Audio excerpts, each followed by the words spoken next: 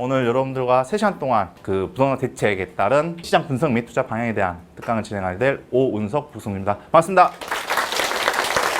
6.17 대책하고 7.10 대책 같이 합쳐서 준비하다 보니까 그 강의 초안이 5시간이 나온 거예요. 잘 아시는 것처럼 지금 대책에 대한 내용이 워낙 방대하다 보니까 그래서 어떻게 하면 사실 여러분들한테 좀 더 그 3시간 동안 기간 3시간 동안에 좀 더 알차게 그렇게 좀 드릴 수 있을까라는 그만 고민을 했었고 최선을 다해서 일단 3시간으로 압축을 시켰습니다. 일단 자, 크게 목차는 이렇게 3개로 준비를 했습니다. 그래서 최근 주택 시장 동향 및 시장 상황 평가에 대한 부분을 먼저 진행하고요. 그 다음에 6.27 대책하고 7.10 대책의 핵심 분석. 그래서 오늘 여러분들 나눠드린 그 자료는 6.27 대책, 그 다음에 7.10 대책뿐만 아니라 중간중간 기획재정부하고 국토교통부에서 올렸던 내용까지 전부 다 포함해가지고 하나 만들어 놓은 겁니다. 예, 그래서 최근에 나왔던 한 달간의 대책들이 모두 여기 포함됐다 이렇게 보시면 될 것 같고요. 그리고 이제 여러분들이 이제 가장 궁금해하실 내용, 부동산 대책 이후에 투자 및 포트폴리오 전략, 그래서 지역별 시장 전망 및 투자 전략, 그다음에 투자 방법에 따른 투자 전략, 그다음에 물건 정보에 따른 투자 전략, 그다음에 또 포트폴리오 따른 투자 전략 이런 식으로 해서 오늘 좀 준비를 했습니다. 그래서 법인 거래 및 갭투자 증가에 대한 부분은 먼저 법인 거래를 놓고 봤을 때 지금 거래량으로 본다고 하면 거래율로 본다고 한다면 서울, 경기, 인천, 청주 중에 청주가 지금 가장 현재 법인의 매수 비중이 가장 컸죠. 근데 여러분들이 생각해 봐야 될 게 뭐냐면 비중이 분명히 증가가 됐어요. 2017년 때는 0.9%에서 2020년 때는 12.5% 분을 증가를 했어요. 증가했는데 이 숫자를 제외한 나머지 숫자는 누구라는 거예요? 개인, 즉 자연인이라는 거예요. 법인이 아니라는 겁니다. 이 말은 무슨 말이냐면 법인 투자에 대한 법인에 대해서 규제를 강화했다고 해서 법인 매물이 일시적으로 나온다 하더라도 전체 매매했던 비중에 비해서는 사실 청주가 가장 높은 비중을 차지했는데도 불구하고 비율로 본다면 개인 같은 경우는 벌써 87.5%라는 이야기잖아요.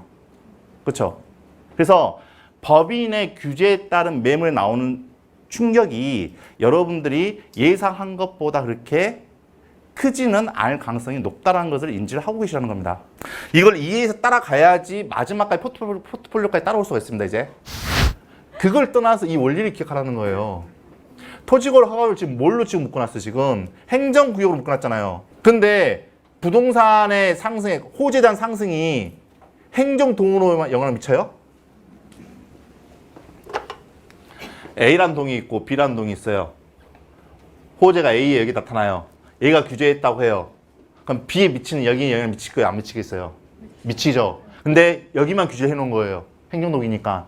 그 인근도 같이 상상해서 상상 안 하겠어요? 상상한다는 거예요, 얘네들은.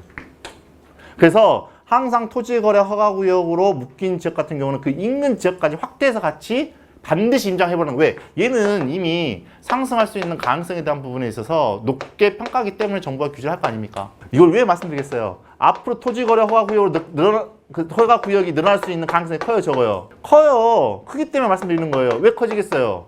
지금 정부에서 지금 주택공급을 늘리려고 하고 있잖아요. 용적률 상향시키려고 하고 있잖아요. 얘를 먼저 걸어놓고 해야지 급등 안 할 거 아닙니까? 그럼 서울뿐만 아니라 수도권에도 그런 지역들이 점점 늘어날 수 있다는 시그널을 주고 있는 겁니다, 지금. 그래서 이거를 그냥 저 지역들 참 가보고 싶은 지역이다 끝나는 게 아니라 저 지역과 인근 지역은 어떻게 움직였어? 왜? 나의 최종 목표 중에 하나가 저기구나 라고 하면서 그렇게 해서 움직이는 것이 훨씬 현명한 판단이라는 거예요. 다만 상가 같은 경우는 지금이 상가에 관심 가질 필요가 굉장히 있다라고 판단하는 데 가장 큰 이유는 뭐냐면 지금 코로나 터졌잖아요. 앞으로 상권의 변화, 상가 시장 굉장히 저는 큰 변화가 나타날 거라고. 지금도 보면 살아남는 업종이 거의 배달업 정도 많이 살아남는데 뭐 관광 이런 거는 말할 것도 없고 그 외에 자영업자 중에서 음식 요식업 하는 것도 굉장히 힘들어하고 특히 대학가 근처에서 사람이 몰리는 주변에서는 상권 형성 지금 다 망해가고 있잖아요. 학생들이 안 나오는데 어떻게 팔아요? 굉장히 어떤 빠른 변화에 대한 부분이 현재 지금 나타나고 있는 그런 시장이라고 보고 있는 거죠. 근데 뭐냐면 그렇게 해서 임대 수요에 대한 부분이 장사가 안 되면 월세를 낼 수 있어요? 없어요? 못 내는데 많아지겠죠. 그러면 상가 가치 가격이 떨어질 거 아닙니까? 그렇죠. 근데 이게 계속 떨어지지 않을 거라는 거죠. 왜? 다시 실물 경제가 회복되는 시점에서 맞아지면 지금 현재 상권이 이제 버티는 지역 같은 경우에는 무언가에 현재도 버틴다고 한다면 나중에 회복됐을 때 그 지역 같은 경우에는 더 크게 버티지 않을까요? 그 업종들이 지금 딱 나오던데 하나씩 다 어떤 나오던데. 그럼 지금 뭘 말씀하는 거예요? 똑같아요. 이것도 아파트 D구간에 있는 것처럼 상가도 가장 가격이 떨어졌을 때 매입을 하고 난 다음에 그리고 나서 물론 상가는 임대업종이 굉장히 중요하지 않습니까?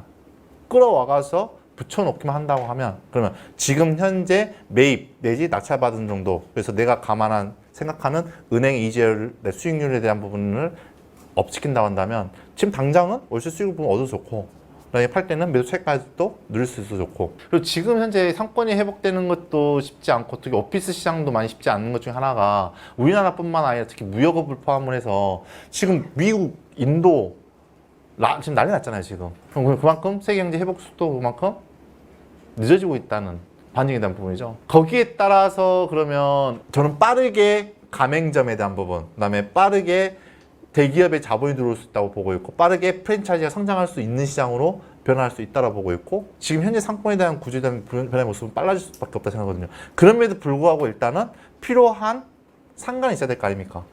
그죠? 거점이 있어야 되는 거니까. 그래서 상권의 흐름이 아니라 거점의 흐름. 예전으로 말하면 유통이죠. 물류죠. 그쪽 관점으로 가서 한다고 하면 저는 시기적으로 봤을 때 여러분들이 충분히 넓혀볼 만한 시장이 아닐까 생각이 됩니다.